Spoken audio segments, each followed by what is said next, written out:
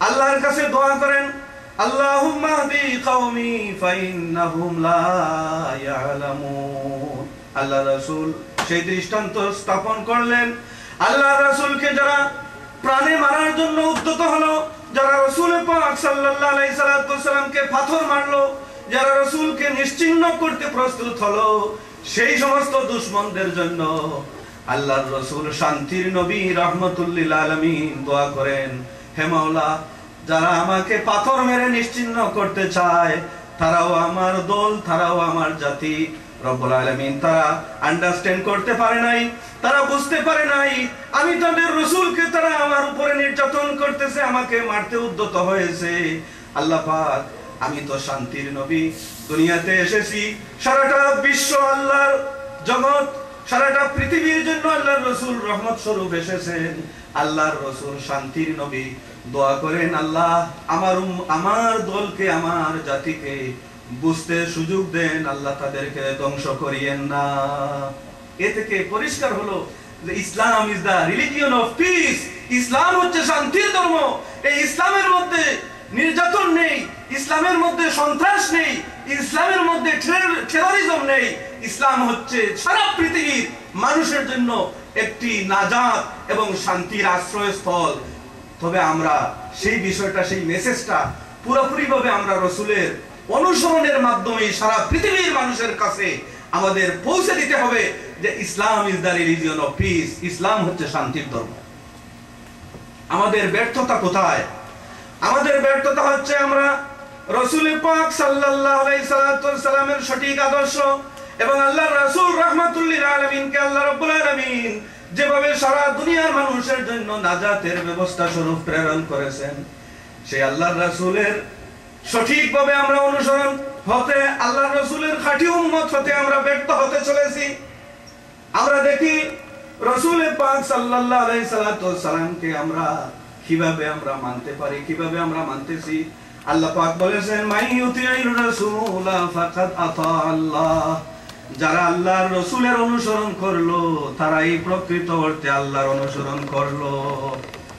আমরা আল্লাহর রাসূলের অনুসরণ সঠিকভাবে করতে পারতেছি? যদি আমরা আজকে আল্লাহর রাসূলের সঠিক অনুসারী হতাম, তাহলে আল্লাহ রাব্বুল আলামিন ওয়াদা করেছেন যে আল্লাহ রাব্বুল আলামিন সারাটা দুনিয়া মুসলমানদের জন্য সৃষ্টি করেছেন। আল্লাহ রাব্বুল আলামিন খলিফা বানিয়ে আমাদেরকে প্রেরণ করেছেন। আল্লাহ রাব্বুল আলামিন ঘোষণা দিয়েছেন, ইন্নী জাইলুন ফিল আরদি খলিফা। সারা পৃথিবীতে আপনারা যে এই দেশে এসেছেন, আপনারা ব্যক্তিগত চেষ্টায় প্রচেষ্টায় এই আমেরিকার মতো দেশে আসতে পারেন নাই, এসেছেন বিশ্বাস রাখুন আল্লাহ রাব্বুল আলামিনের পক্ষ থেকে আল্লাহর প্রতিনিধি হিসাবে আপনাদেরকে আল্লাহ মঞ্জুর করেছেন। সেই জন্য আল্লাহ এই দেশে আপনাদেরকে প্রেরণ করেছেন।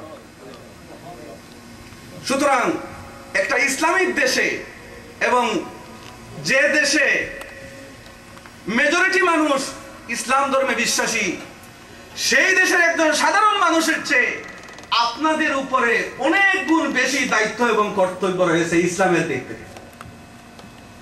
যারা এই নন মুসলমান একটা স্টেটের মধ্যে বসবাস করেন, তাদের উপরে আল্লাহ রাব্বুল আলামিন বেশি দায়িত্ব দিয়েছেন যে আপনাদের জন্য সবচেয়ে বড় কর্তব্য হচ্ছে আপনারা সততা, নিষ্ঠা এবং আত্মশুদ্ধির মাধ্যমে নিজের চরিত্রে অত্যন্ত সুন্দর চরিত্রের অধিকারী আপনাদেরকে হতে হবে। আপনাদেরকে দেখে দেখে নন মুসলমানরা যাতে বুঝতে পারে যে মুসলমান এবং ইসলামের মধ্যে কোনো ভেজাল নেই, মুসলমানের মধ্যে কোনো দান্দাবাজি নেই, মুসলমানদের মধ্যে কোনো প্রতারণা নেই। মুসলমান এবং ইসলাম যেভাবে সৃষ্টি থেকে তাদের যে একটি নীতি রয়েছে, যে একটি বৈশিষ্ট্য রয়েছে, যে একটি যেমন ভাবে একটি উন্নত আদর্শ রয়েছে, তার এক্সাম্পল হিসাবে আপনাদের সকলকেই আপনারা অত্যন্ত গুরুত্ব সহকারে সেদিকে লক্ষ্য রাখতে হবে। আপনাদেরকে দেখে মুসলমানরা বিচার করবে যে এই তো হচ্ছে একজন মুসলমান এবং এটাই হচ্ছে ইসলামের একজন নিদর্শনের সৈনিক। সুতরাং আমরা যে যেখানে আছি সকলেই আল্লাহর প্রতিনিধি।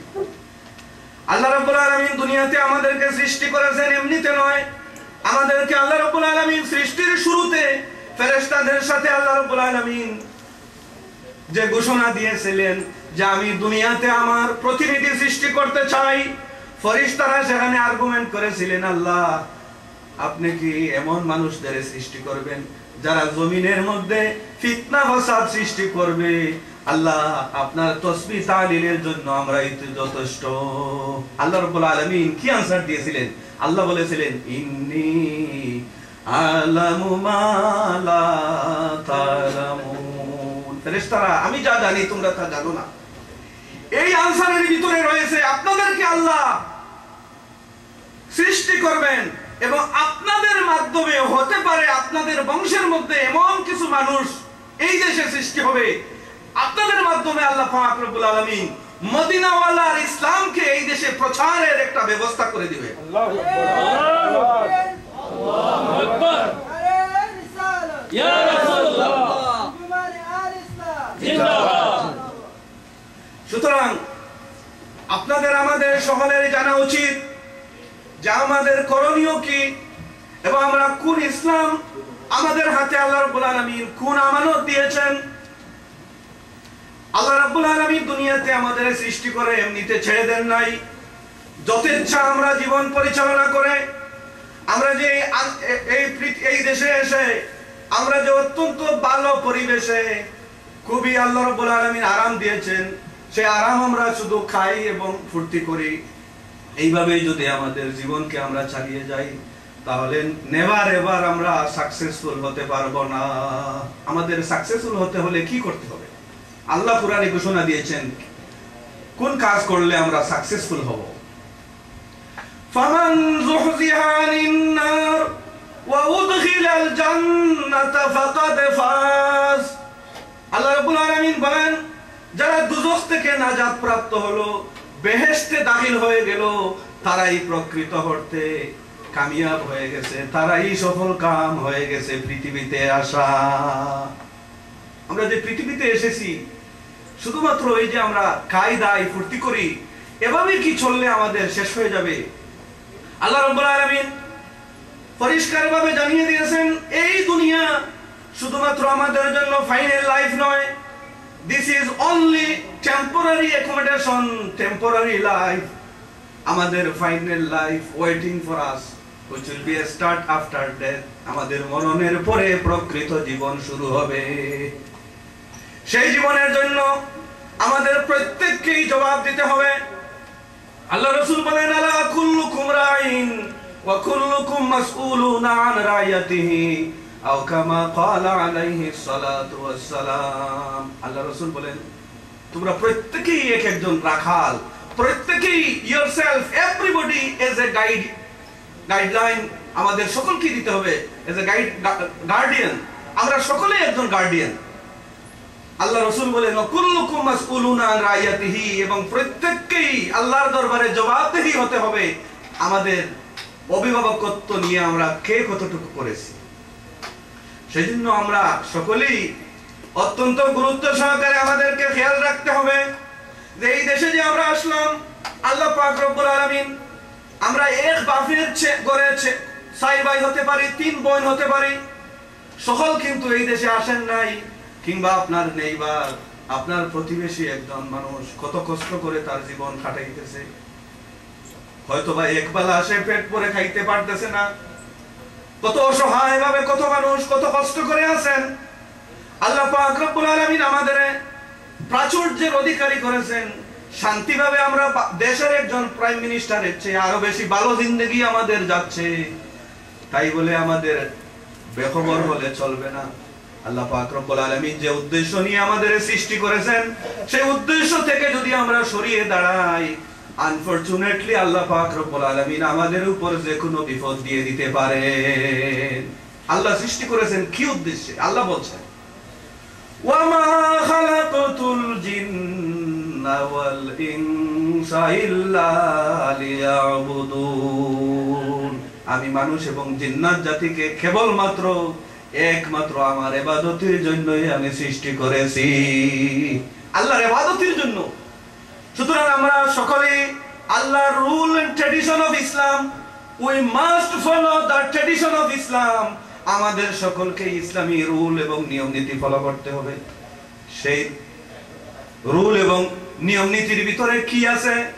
আমরা যদি পরকালকে বিশ্বাস করি, আরেকটি লাইফ আমাদের রয়েছে, সেটা যদি আমরা মনে করি, তাহলে আমাদের উপরে কিছু করণীয় রয়েছে, কিছু বর্জনীয় রয়েছে। আর পরকাল সম্পর্কে আমরা বেখবর হলে চলবে না। আল্লাহ বলতেছেন, ইয়া আইয়ুহাল্লাযীনা আমানুত্তাকুল্লাহা ওয়াল তানজুর নাফসুম মা কদ্দামাত লিগাদিন ওয়াত্তাকুল্লাহ ইন্নাল্লাহা খাবীরুম বিমা তা'মালুন। আল্লাহ রাব্বুল আলামিন বলছেন, হে মুমিন সম্প্রদায়, তোমাদের প্রত্যেককে